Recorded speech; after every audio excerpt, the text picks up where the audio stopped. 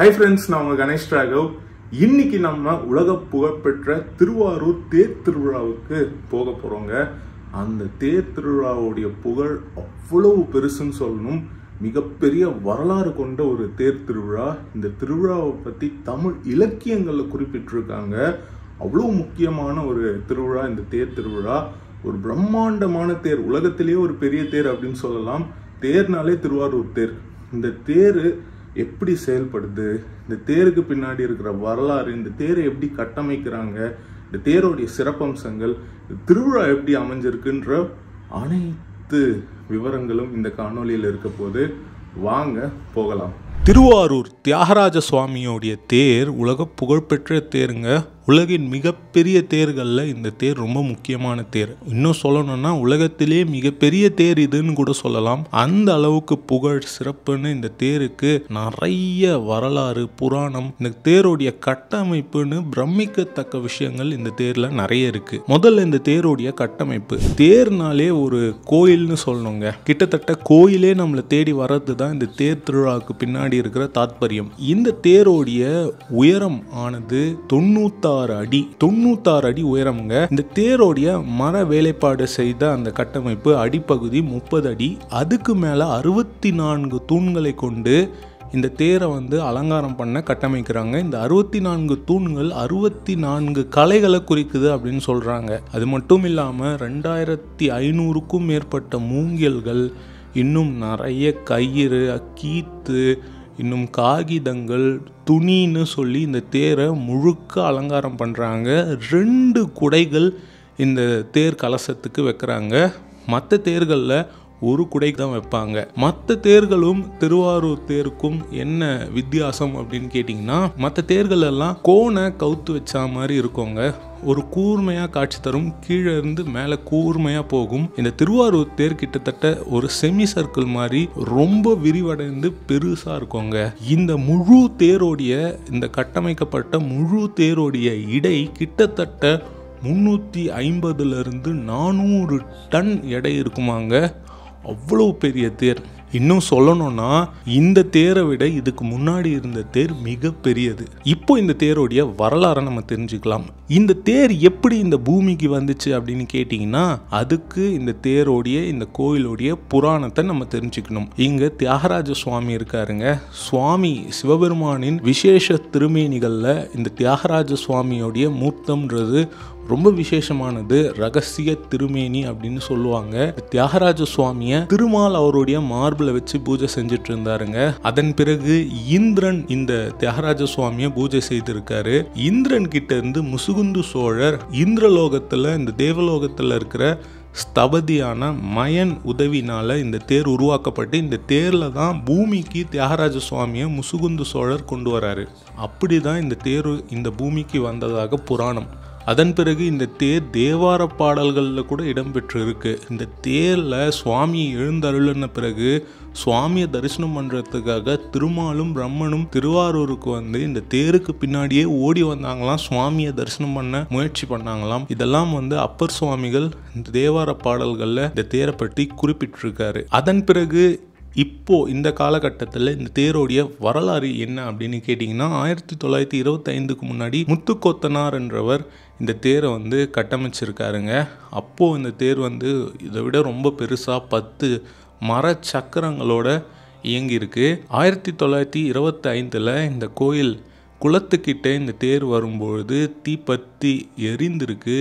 சுவாமியை முத்துக்கொத்தனார் மேலே போய் அவர் வேஷ்டியில் கட்டி காப்பாற்றிருக்காரு. அதன் பிறகு 5 ஆண்டுகள் திருவிழா நடைபெறல. 1930 மீண்டும் புதிய தேர் கட்டமைக்கப்பட்டு திருவிழா நடைபெற்றிருக்கு. 30 1945 வரை திருவிழா நடைபெற்று இருக்குங்க. அதன் பிறகு என்ன காரணம்னு தெரியல, தேர் திருவிழா நின்றுடுச்சு. 1970 மீண்டும் புதிய தேர் கட்டமைக்கப்பட்டிருக்கு. இந்த சமயத்தில் தான் தேரோடைய அந்த மர சக்கரங்களை எடுத்துட்டு 4 இரும்பு சக்கரங்கள் பொருத்தப்பட்டிருக்கு. அதில் BHL நிறுவனம் இதுக்கு ஹைட்ராலிக் பிரேக்கையும் பொருத்திருக்காங்க. அதன் பிறகு 1983 88 வரை அந்த காலகட்டத்தில் கோயில் கும்பாபிஷேக பணிகள் நடந்து கொண்டு இருந்ததுனால தேர் திருவிழா நடைபெறலை. 1993க்கு முன்னாடி இந்த தேர் இரும்பு சக்கரங்கள் வந்து ரொம்ப கூர்மையாக இருந்ததுனால அந்த தெருவுலேயே வந்து பதிஞ்சிருமா, தேர் சுற்றி வர 2 நாள் ஆகுமா, அவ்வளோ சிரமமாக இருக்குமா. இந்த ஒரு சிரமத்தை போக்கும் விதமாக தேர் முன் சக்கரங்கள் பலூன் வடிவத்தில் வந்து செய்யப்பட்டுச்சு அப்படின்னு சொல்கிறாங்க. மீண்டும் இந்த தேர் சிதலம் அடைஞ்சிருச்சு. 2010 3 கோடி ரூபாய் செலவில் மீண்டும் மறுசீரமைப்பு இந்த தேர் செய்யப்பட்டிருக்கு. அந்த தேர் தான் இப்போது வருடம் நம்ம அவ்வளோ அழகாக இந்த தேரோட்டத்தை கண்டு கழிச்சிட்ருக்கோம். இந்த ஒரு பிரம்மாண்டம், அதிசயம், ஆச்சரியம்னு சொல்லலாம். இந்த தேர் அவ்வளோ அழகாக அசைந்து ஆடி வந்துட்டுருக்குங்க. இந்த தேர் வந்து எப்படி இந்த தேரை இயக்குறாங்க, எப்படி மக்கள் வடம்பிடிச்சு இழுக்கிறாங்க, இந்த தேரை எப்படி திருப்புறாங்க, இந்த தேரை நிறுத்துறதுக்கு என்னென்னலாம் பணிகள் நடைபெறுது, அது அனைத்தையும் நம்ம இப்போ பார்க்கலாம். இந்த தேரோடையே சுவாமி பஞ்சமூர்த்திகள் அப்படின்னு சொல்லுவாங்க. சுவாமி தியாகராஜ சுவாமி, அவருக்கு பின்னாடி அம்பாள், சண்டிகேஸ்வரர், விநாயகர், முருகர்னு 5 தேர்கள் இங்கே இருக்குங்க. இப்போ நம்ம இந்த தேர் திருவிழாவில் கலந்துக்கலாம் வாங்க.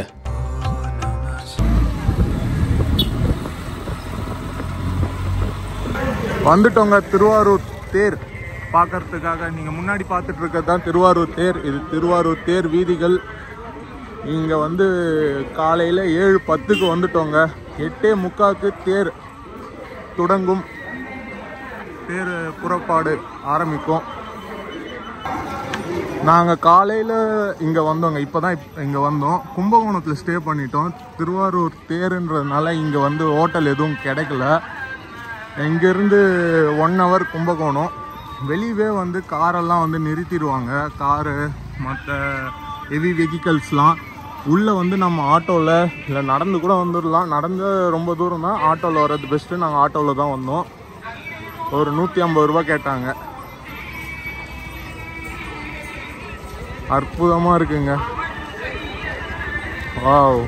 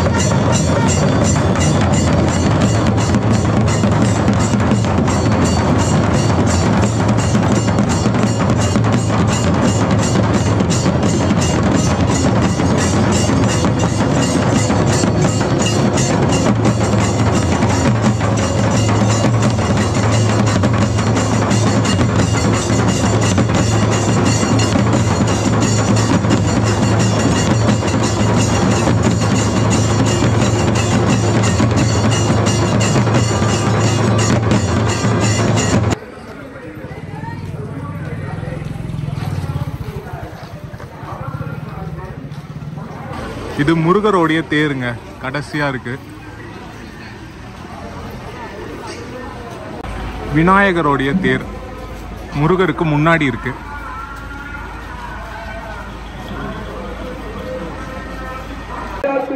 சண்டிகேஸ்வரர் தேருங்க இது. அம்பாள் தேருங்க இது. தேர் பின்புறத்துலங்க 3 ஜேசிபி இருக்கு. தேரை புஷ் பண்ண இந்த கட்டைகள் நிரப்பிய வண்டிகள் இருக்கு. அற்புதம்.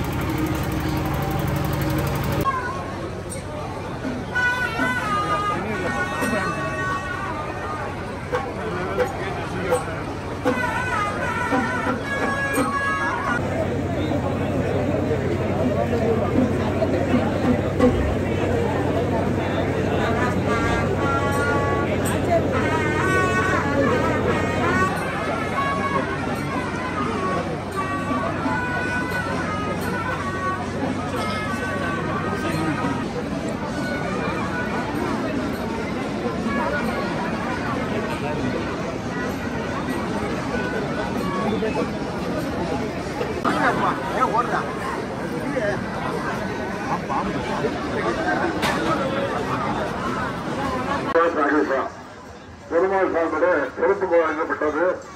நமது மரியாதைக்குரிய வேளக்குச்சி ஆகியோர் சிஎஸ்சி உலகு ஆதியுமாகினாம்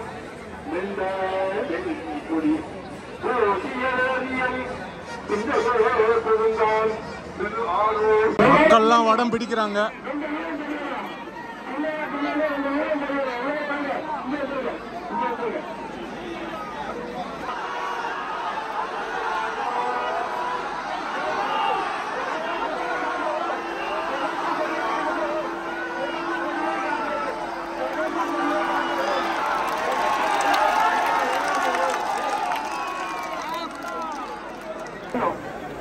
அங்க இருக்கிறவங்க வாழ்த்துங்க. ஆமா கூட்ட வேண்டாம்.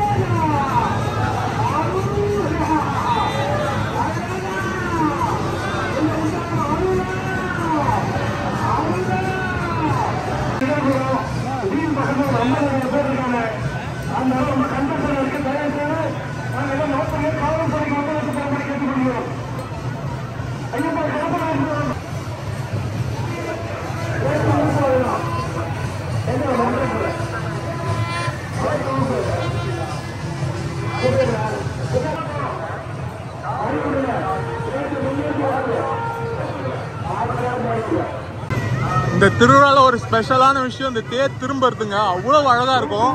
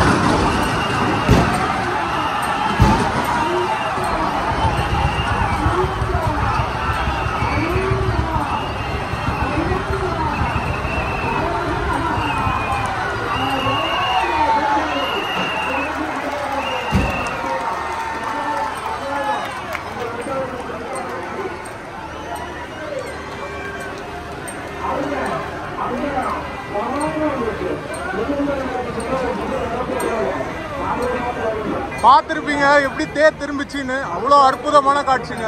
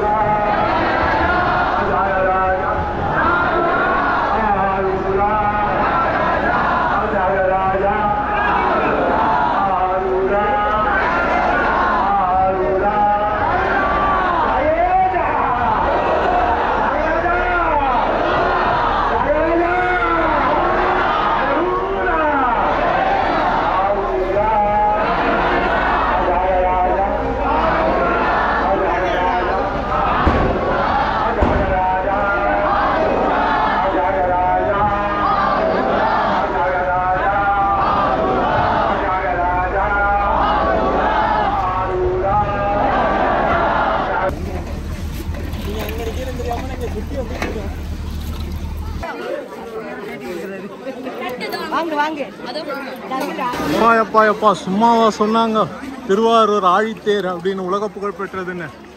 செம்ம க்ரௌடுங்க. அந்த வடத்துக்கிட்டலாம் நிற்கவே முடியல, அந்த மாதிரி பிடிச்சி தள்ளிடுவாங்க. என் காலெல்லாம் மெரிச்சு தள்ளிட்டாங்க. செருப்பு காணாமல் போயிடுச்சு. கொஞ்ச நேரம் அட்ஜஸ்ட் பண்ணின்னு இருந்தேன். இப்போ புது செருப்பு வாங்கிட்டேன். சூரியனில் வெயிலில் நடக்க முடியல அப்படின்னு சொல்லிட்டு. அந்த அளவுக்கு நிறைய அன்னதானம் தராங்க. அங்கே பாருங்க, கியூவில் நிற்கிறாங்க பாருங்க. நான் கூட இந்த கூல்ட்ரிங்க்ஸ் இது வாங்கியிருக்கேன், மோர் குடித்தேன். வேற லெவல் திருவிழா. கண்டிப்பாக வந்து பார்க்கணும். ரொம்ப கஷ்டங்க இந்த திருவிழாவில் கூடவே இருக்கிறது. அங்கே ஒர்க் பண்ணிகிட்டு இருக்காங்க அந்த கிரே கலர் டிஷர்ட் போட்டுட்டு, இந்த கட்டை போடுறவங்க அப்படின்னு சொல்கிறாங்க, முட்டுக்கட்டை. அவங்களாம் வேற லெவல். ஹேட்ஸ் ஆஃப் அவங்களுக்குலாம்.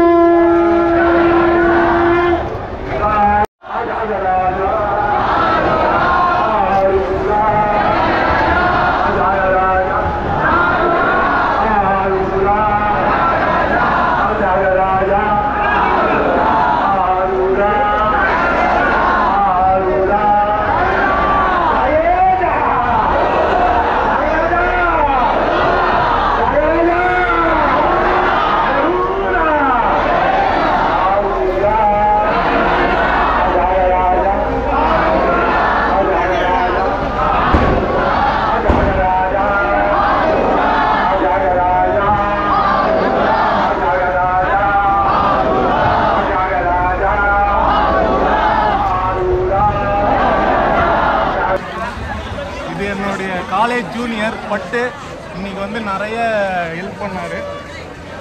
இன்னைக்கு ரூம் நம்மளுக்கு அரேஞ்ச் பண்ணி நம்ம ஃப்ரெஷ்அப் ஆகிறதுக்கு, அதுக்கப்புறமா காலையில் டிஃபன்லாம் அரேஞ்ச் பண்ணி கொடுத்தாரு. அதுக்கப்புறமா நிறைய ஹெல்ப் பண்ணார் பட்டு. ரொம்ப நன்றி. என்னோட சீனியருக்கு பண்ணாமல் நான் யாருக்கு பண்ண போகிறேன்? ஃப்ரெண்ட்ஸ் நல்லாவே பண்ணுவோம். எல்லோரும் திரும்ப வாங்க. அடுத்த பேருக்கு எல்லாரும் எதிர்பார்க்குறோம். வித்துமை உங்கள் கணேஷ் ராகு சார் கூட. கண்டிப்பாக தேங்க்யூ ஸோ மச். ஃப்ரெண்ட்ஸ், பார்த்துருப்பீங்க திருவாரூர் ஆழித்தேர் உலக புகழ்பெற்ற ஒரு திருவிழா. ரொம்ப க்ரௌடுங்க. 3-4 வருஷம் வெயிட் பண்ணி 3-4 வருஷம் மிஸ் பண்ணி இந்த வருஷம்தான் எனக்கு இந்த வாய்ப்பு கிடச்சிருக்கு. ரொம்ப அருமையான எக்ஸ்பீரியன்ஸ். நல்லா விமர்சையாக இந்த தேர் திருவிழா நடந்துகிட்டு. பல ஆயிரம் மக்கள் இங்கே வந்துட்டுருக்காங்க இந்த திருவிழாக்காக. வாழ்க்கையில் ஒரு முறையாச்சும் கண்டிப்பாக பாருங்கள். உலக புகழ்பெற்ற வரலாறு புராணம் மிக்க இந்த ஆழித்தேர். இந்த தேரை பற்றியான விவரங்கள், என்னுடைய எக்ஸ்பீரியன்ஸ் வேறு லெவலில் இந்த ஒரு திருவிழான்னு சொல்லணும். நான் பார்த்ததில் ஒன் ஆஃப் தி பெஸ்ட்டு திருவிழா இந்த ஆழித்தேர் திருவிழாங்க. ரொம்ப சந்தோஷமாக இருக்குது. இப்போது இந்த திருவிழா கிட்டத்தட்ட ஈவினிங் முடிஞ்ச பிறகு அதே அஜபா நடனத்தோட சுவாமி கோயிலுக்கு போவார். அதுவும் ரொம்ப அருமையான காட்சியாக இருக்கும். ஆனால் அதெல்லாம் நம்ம கவர் பண்ணக்கூடாதுன்ற மாதிரி இந்த ஊர் மக்கள் சொல்கிறாங்க. இது வரைக்கும் யாருமே கவர் பண்ணி அதிகமாக நான் பார்த்ததும் இல்லை. அதனால் நம்ம அதை கவர் பண்ண போகிறதில்ல. இந்த வீடியோவை நம்ம இங்கே முடிச்சுக்கிறோம். இதே மாதிரி ஒரு நல்ல காணொலியில் நான் உங்களை சந்திக்கிறேன். Bye from Ganesh Raghav. Friends, bye. தேர் திருவிழா பாருங்கள், எவ்வளோ மக்கள். முடிச்சுக்கலாங்க. பாய் ஃப்ரெண்ட்ஸ், பாய்.